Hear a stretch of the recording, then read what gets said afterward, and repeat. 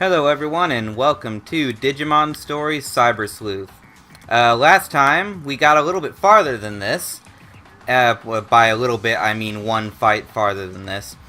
But after a copyright strike sent up by Content ID, I thought, why not? I'll start over and we'll do something different.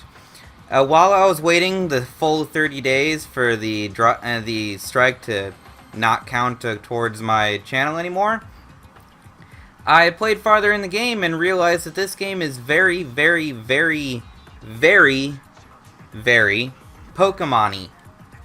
And by that I mean it's so close to Pokemon that I thought that I'd try and do a Nuzlocke run.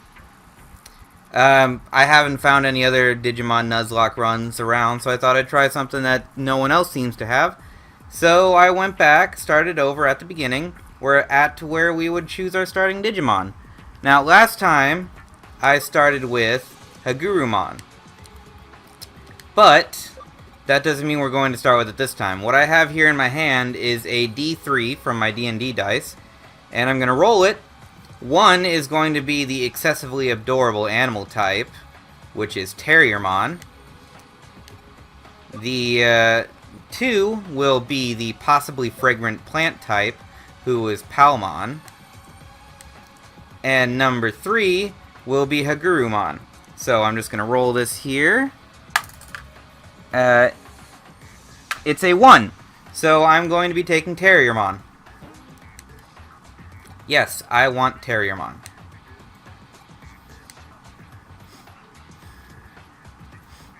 Now, I'm pretty much going to be talking about the rules of the Digimon Nuzlocke over the course of all of the talking scenes and cutscenes, because that seems to have been what triggered the Content ID stuff on my account. So, rules of the Nuzlocke Challenge. 1. If a Digimon is knocked out, it is dead. It cannot be revived, nor used again. Its data must be immediately loaded into a surviving Digimon. Now, data loading is something we'll get into later, but basically it is this game's equivalent to releasing. There is no release mechanic other than that. So basically, we'll get to that when we get to that. Number 2. There is no, Pokeball style mechanic either. So the way we're going to determine what Digimon I get in a new area is going to be from scan rate. And every time you run into a Digimon, you scan it a little bit. So what we're going to do is the first Digimon of any given area that reaches 100% or more scan rate first is the Digimon I'm allowed to Digi-convert from that area. Now, before I get the chance to Digi-convert it, if any other Digimon get 100% or more scan rate, I have to Digi-convert them as well, but then immediately load their data into the most recently Digi-converted Digimon. Just to, reset the counter, because it doesn't reset on its own. I'm going to be working with the duplicate clause, which is number 3, but there's going to be a slight variation on that as well. Essentially, I'm not counting the Digivolutions. So say if I were to scan a Koromon, and then I scan another Koromon, then I can get the next thing if I feel like it. Though if I, say, Digivolve that Koromon into an Agumon, and then find an Agumon, I still have to get the Agumon, because I had that Agumon as a Koromon. So, it's kinda sorta duplicate clause. We're about to get into the same fight from last time. Let's go right into this. Rule number 4 is any deaths that happen during supposed to lose fights, which is one thing this game has that Pokemon does not, they do not count. Otherwise, this challenge is impossible. And finally, rule number 5, any act of God revivals, as in if any form of friendly AI or enemy AI somehow revives my Digimon, that it's kind of a partial revival, in that they're allowed to fight through the rest of the fight. I cannot use any MP or HP healing items on them, but still at the end of the fight I have to load their data into another surviving Digimon. So they're only allowed to fight for that fight only. Alright, and with the rules out of the way, let's get this started by fighting our first boss. Yeah, tutorials. I've actually never used a Terriermon. Kinda skipped it in my game.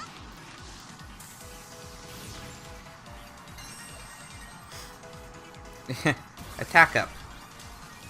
Alright.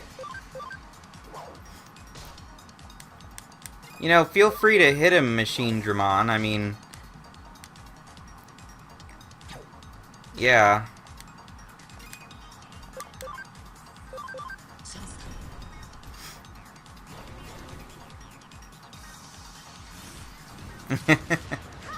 Those cannons are ridiculous. Oh, there we go. Boof. When you had, like, no health left. Oh, I have to get... It did, like, no damage. I didn't realize I had to be the one to get the last hit.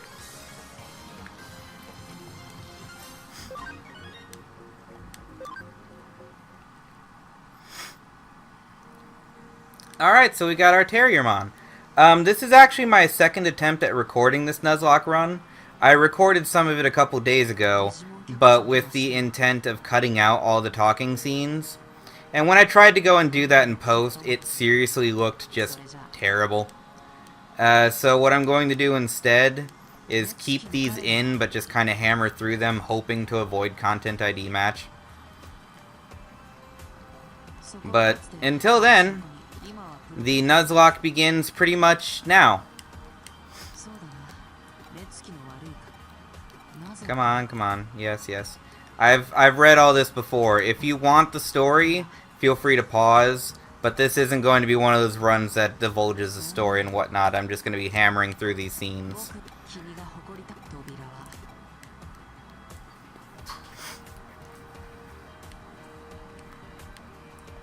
Yeah. Come on. I want to start the thing now. Yes.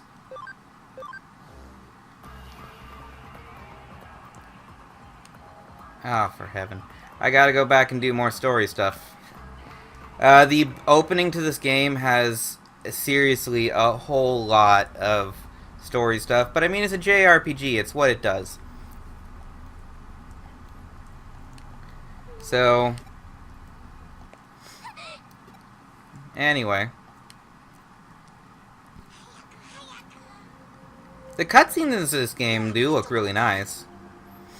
There's a mix between hand-drawn and 3D, depending on the scene. I mean, those I'm pretty sure are just 3D models, but when there are hand-drawn segments, you can tell.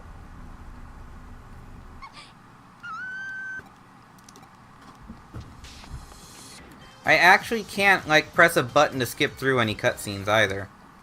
I have tried.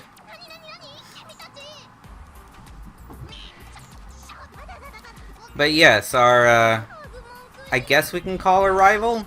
She gets an Agumon and Gabumon right off the bat.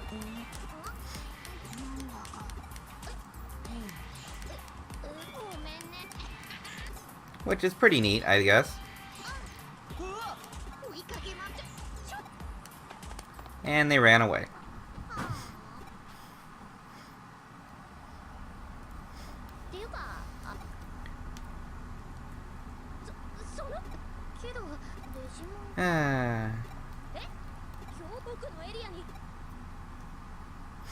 Alright, well, let's go back through. Now that we have her with us, we can actually move around and get into fights.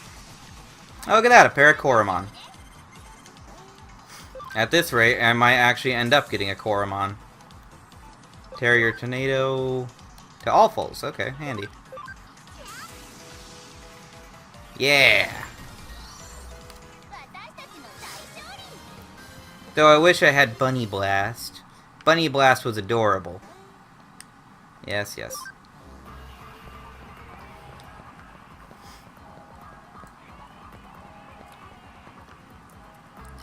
So, let's pick up all these items and figure out who we're going to be getting first. Get an escape gate.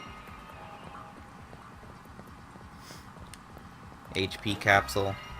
We can't go up there yet, although there is an item to get. It's just a medal, so I'll worry about it when we actually have to go up there. Sunamon.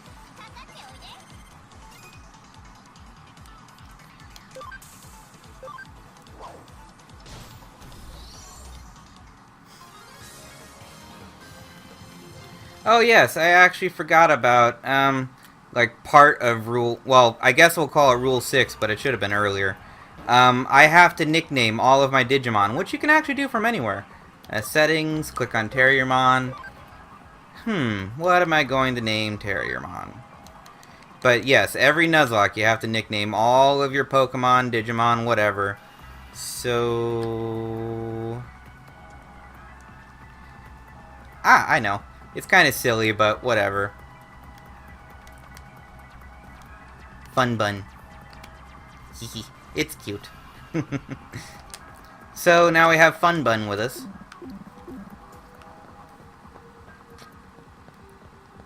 So let's go on through. I got Pabumon and Poyomon, little baby Digimon.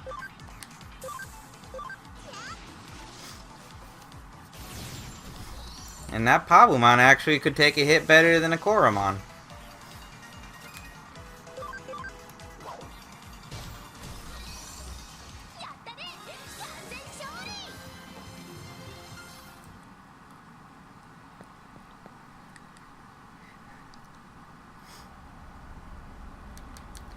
Skip through all the talking scenes.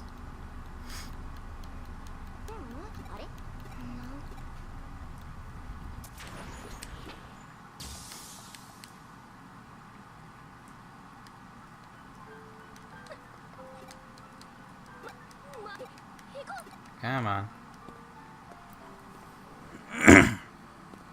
Get myself a drink.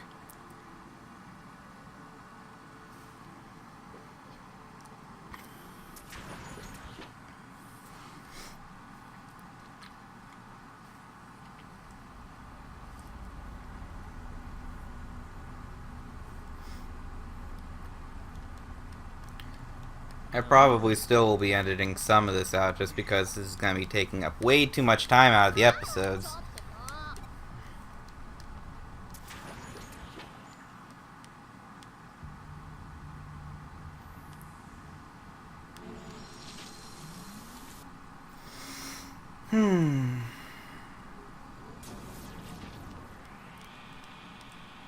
Now these eater things, they do look cool in a Eldritch Abomination sort of way.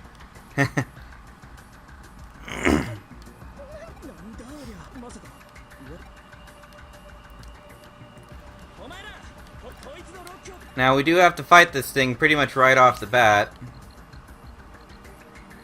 And this is why I have the deaths during the supposed to lose fights don't count. Because you are literally unable to hurt this thing.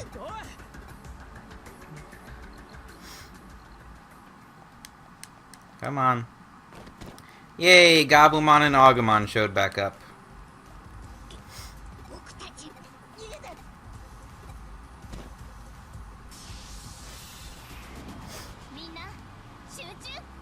Okay.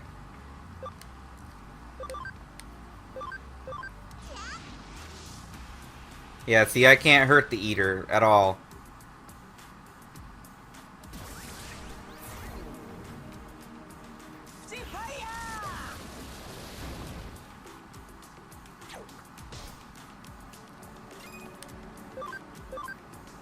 Eh.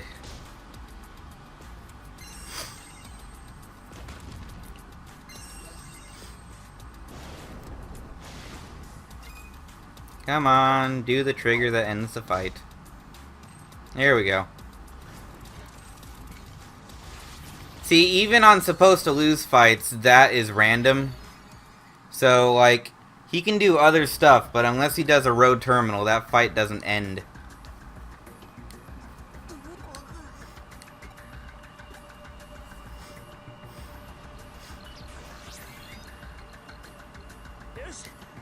Alright, come on.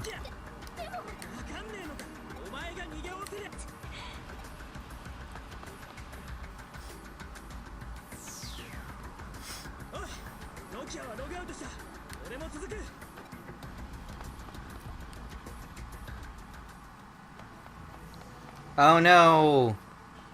It got us! I'm sure this won't end poorly at all.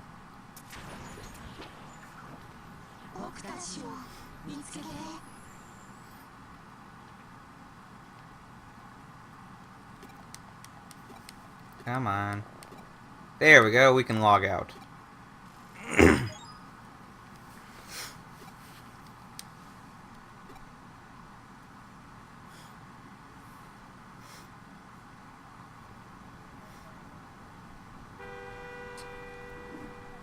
We can log out, but it seems our skin has peeled off. And I still can't skip these scenes.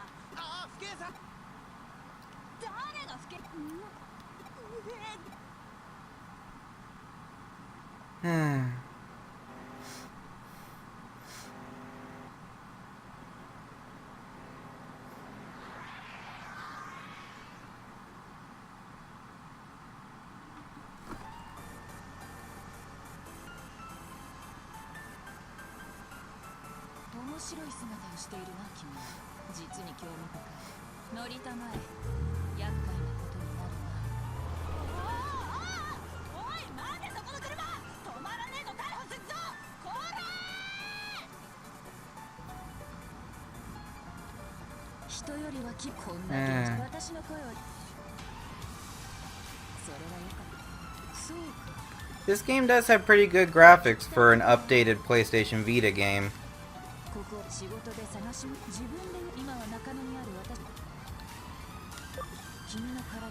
I mean, it would be kind of cool if there was a way that you can play the whole game with that form, but for story reasons you can't.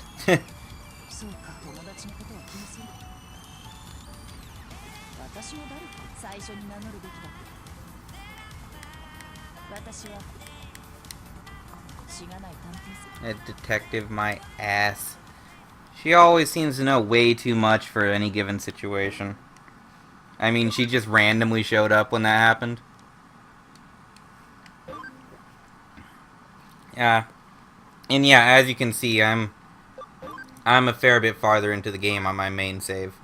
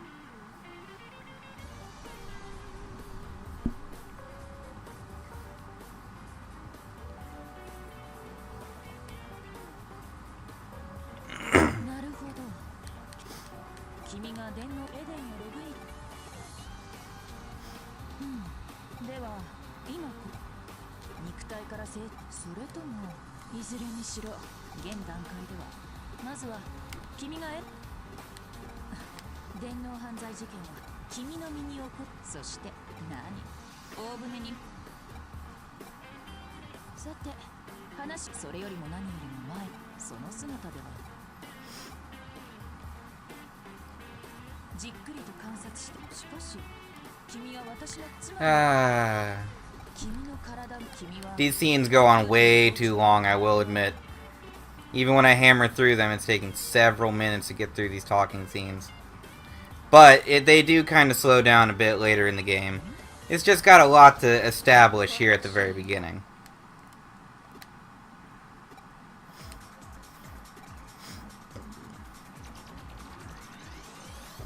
And we're sucked into the TV.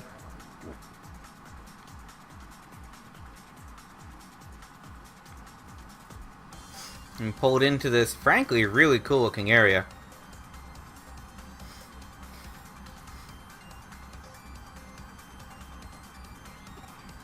Alright, this is going to be the first area that we're going to stick around and try and get our first scanned Digimon from, though.